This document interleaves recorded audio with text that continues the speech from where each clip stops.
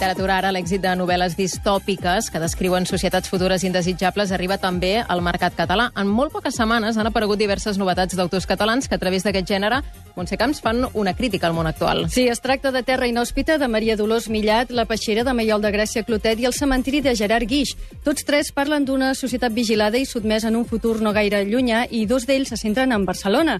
Segons Guix, és la resposta al moment convuls de la societat d'ara. Clar, et permet aquesta crítica social de coses d'ara, però que situades en el futur t'obren nous mons. La ciència-ficció ho permet moltíssim, això. O sigui, hi ha grans obres de ciència-ficció, tant pel·lícules com novel·les com sèries de televisió, que els dilemes morals que planteja a vegades és molt gran, a nivell inclús que això, la clonació humana, la robòtica, a quins límits s'arribarà. Moltes vegades la filosofia que hi ha darrere i el que t'està explicant és molt a tenir en compte.